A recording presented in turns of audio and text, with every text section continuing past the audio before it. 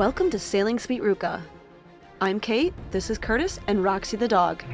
We left the United States 4 years ago in hopes of rounding the famously dangerous Cape Horn. We sailed through the roaring 40s. We think maybe by the end of the day tomorrow, the best will be gone away, and we're going to be running into some worst type conditions. And flew through the furious 50s. So we're sailing upwind now into some pretty big chop and some pretty big waves. I don't know if you can hear the boat slamming at all, but there's not a whole lot we can do other than just kind of eat it right now and just continue to slog forward. Zigzagging in the Atlantic Ocean to escape Southern Ocean storms. The 9-day passage seemed to fly by as we conquered the 1,200-mile journey from Uruguay to Chile, where we staged for a proper Cape Horn rounding. It's Cape Horn Day, baby! Woo! As many of you know, the day finally came, and not without the Southern Ocean fury, with winds blowing consistently in the 30 and 40 knot range, and a max boat speed of 16.1 knots. The currents and wind kicked up some massive waves that made Sweet Ruka feel like more of a bucking bronco than a sailboat. The trip was a success, and all of us made it through the endeavor unscathed, and with that feeling that we had accomplished what we set out to do. But we didn't stop there.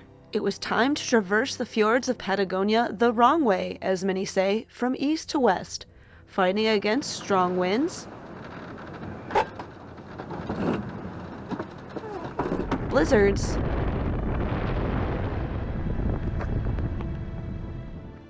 currents. We need to hit a current window through here. We've got to hit it at just after high tide so the water is slack and nice and flat. Otherwise there can be up to 6 or 8 knots of current here, and it can be a very dangerous place to navigate. Colossal wind shifts,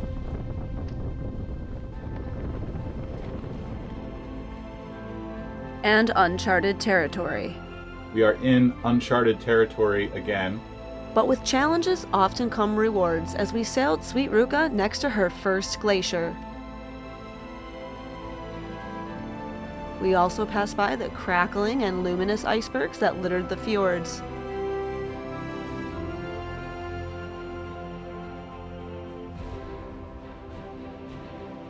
And we even passed by a few shipwrecks along the way. We spotted countless breaching whales, seals, penguins, dolphins, albatross, and more.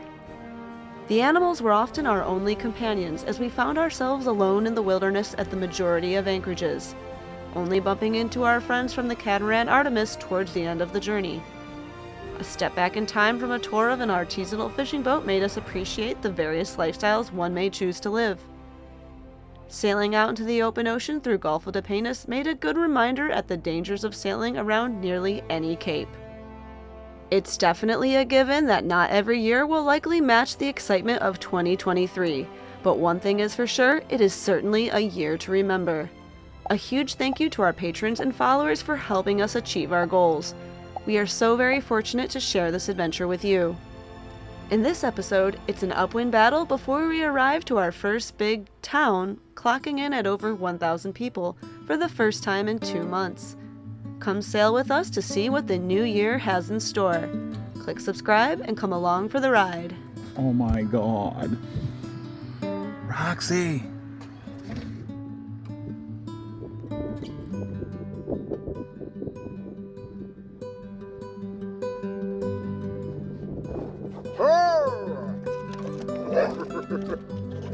Over there.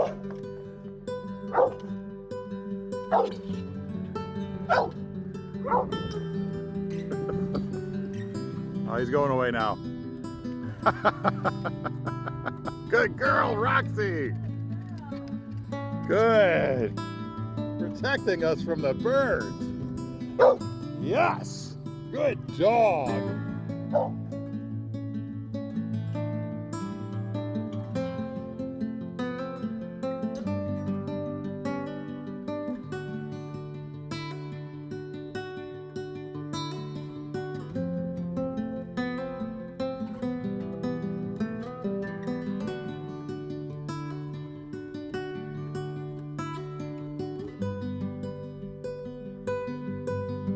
Winds were on the nose and the rain made visibility pretty low. The hum of motors from the salmon farms and fishing boats could be heard before they emerged through the fog and rain. We were avoiding low-lying islets as well.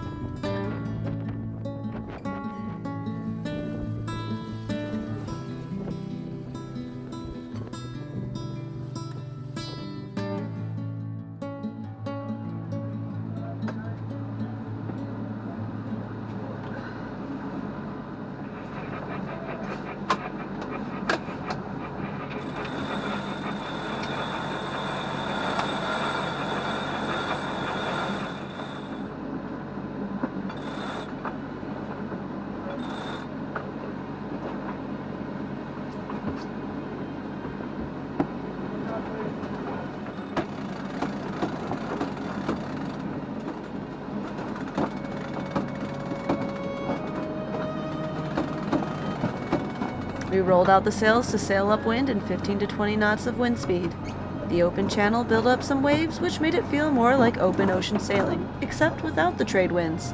First part's going to go a little faster. Ready? 1, 2, 3. Stop. 1, 2, 3. Ah!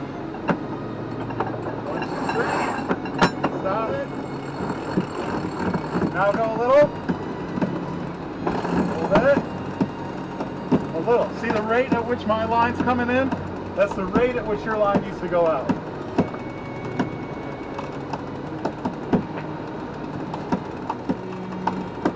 Ease. Look at the foot. Ease a little more.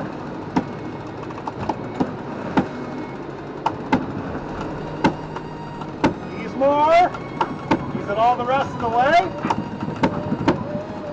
All the way. Let it go. Get it off the winch. Now lock it.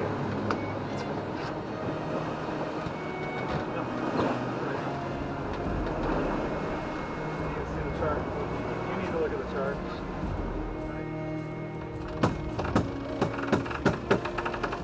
In these upwind conditions, we optimize the boat by trimming both the traveler and the main sheet when necessary. We may adjust the main sheet to affect the mainsail twist or give it a big ease from a big puff. But we frequently adjust the traveler when it comes to powering or depowering the boat. We might ease it for speed to get through the waves or trim and try to keep height when there is a bit flatter water. Adjustments to the vang and backstay are also made depending on the conditions. Active trimming can be a lot of work with just 2 people, and a lot of times Curtis is outside solo sailing while I'm cooking, editing a video, or studying the charts. It's not relaxing cruising, but it can be a lot of fun to see how efficiently the boat can go.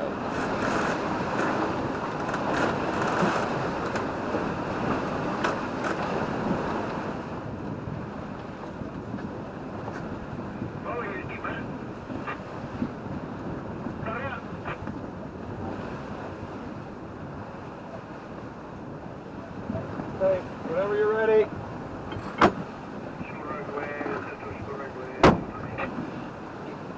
Ready? Yeah. Backing.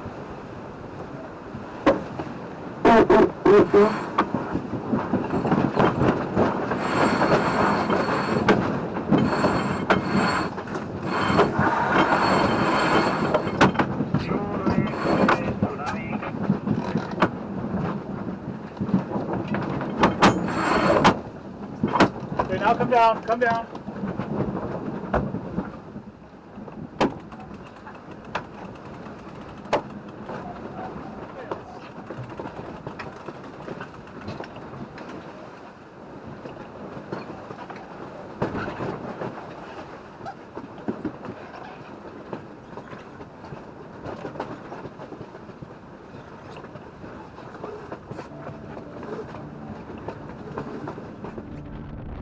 We carried on in the wind, waves, and rain in much the same way before dropping the sails and eventually the anchor off the coast of the mainland for the first time since being in Chile.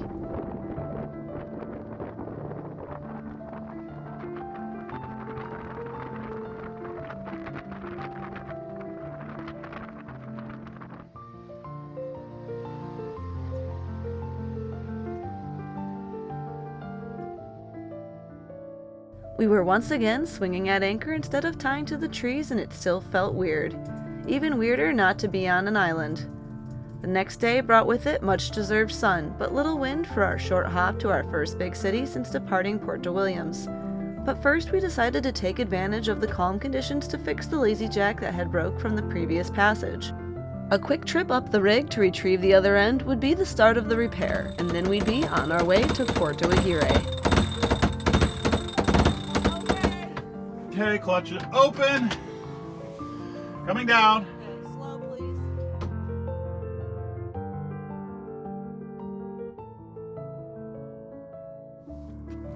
Okay, how's Okay. it down? All yours. Okay. Hi, buddy. Once that was done, we hoisted the mainsail so we could reflake him nicely back on the boom.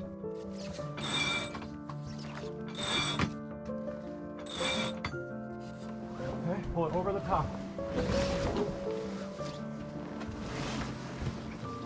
Okay.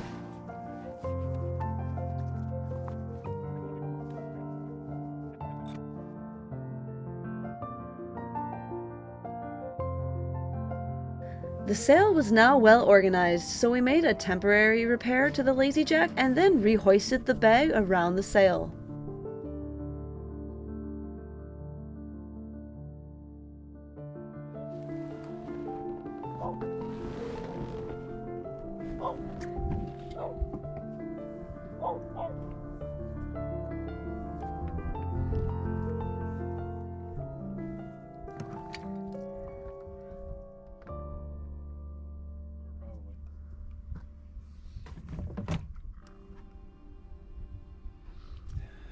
Okay, friends at home, it is time to make our final push here into Puerto Aguirre. It's going to be a nice little intermediary stop. It's a little town. We can go get some food, we can get some extra fuel, and we're going to see a dock for the first time since Ushuaia. So it's been about 3 months since the Sweet Ruka has been to a dock. So we're kind of excited just to be able to tie up, jump off, and be able to walk around without getting in the dinghy. And I'm sure Roxy's really going to like it. So let's get moving.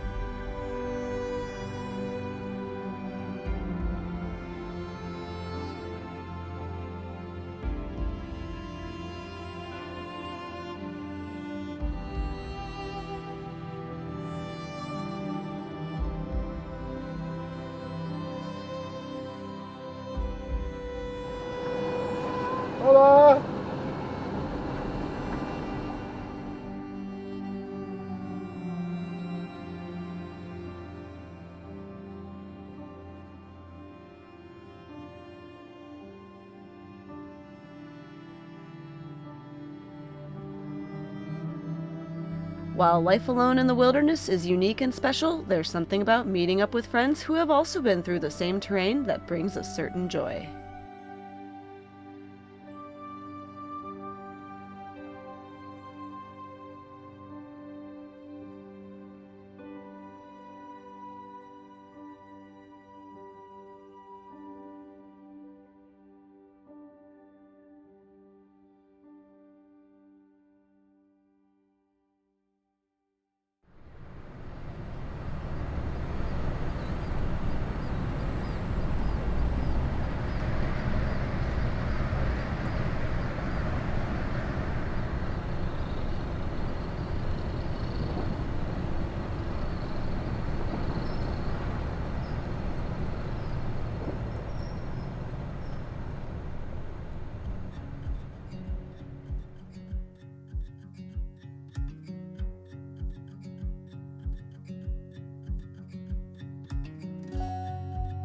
Curtis and I have left the clubhouse and are out just checking out the town here of Puerto Aguirre.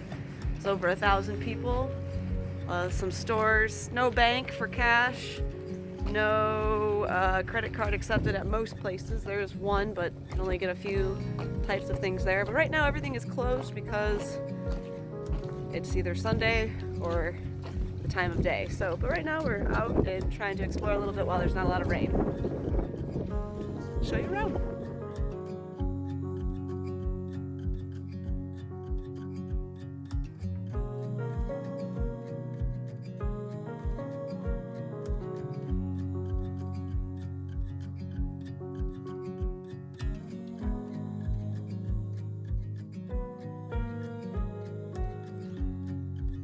Whew, it's cold. This is the first time that we've really been off the boat in a town in 2 months. It's so small town-like, but still kind of a culture shock. So anyways, check out this road with actual cars.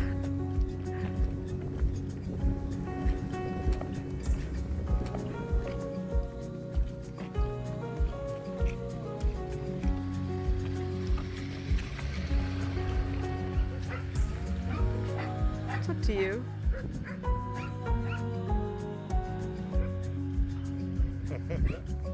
Hi. Hi.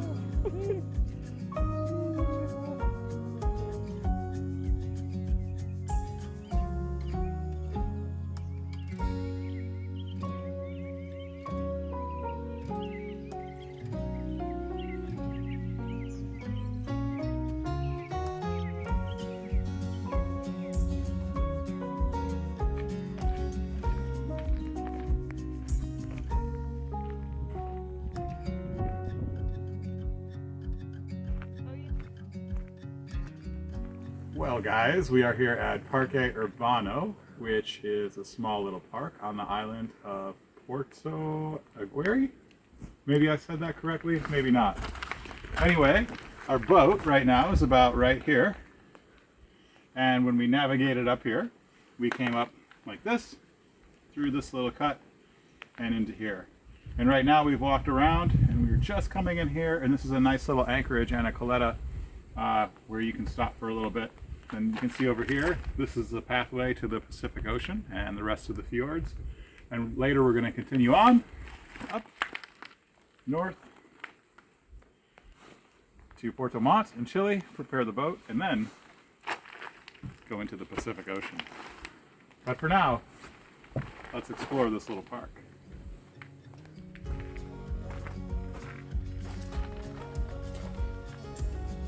When we were in Puerto Eden, we were talking with our friend Victor, the fisherman. And one of our questions was, how do they find the wood out here to heat their boat? Because it's always raining and it's always wet. And we all know that wet wood does not burn very well.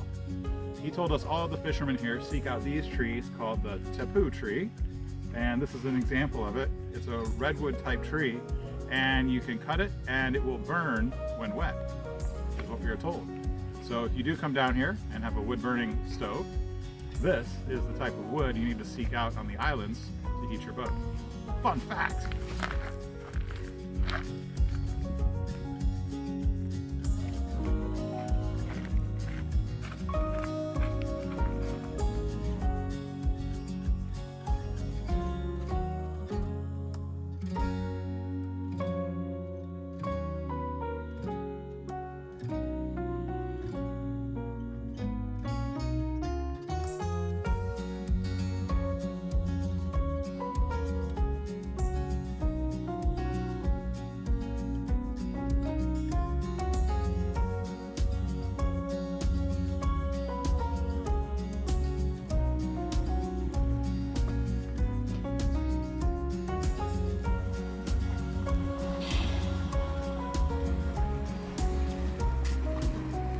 After making it to the lookout point, a nature-themed park, and the fisherman's anchorage, we joined the marina manager Jaime, along with a few of his friends, for a lovely meal off the boat. Jaime keeps the little marina shipshape, and his company alone is enough to encourage fellow boaters to stay the night at Marina Austral. Roxy was stuck outside with her new dog friend Payeye, and then the evening ended with a jam session with our friends Tom and Hannah from the sailing catamaran Artemis. With just under 250 miles to go on our 1,200-mile journey through the exhilarating fjords of Patagonia, the real culture shock will come when we arrive at the town of Puerto Montt, with a population of over 200,000 people. However, there is still plenty of sailing to be done. A special thank you to our patrons for making these videos possible. Don't forget to click subscribe and come along for the ride. See you next time!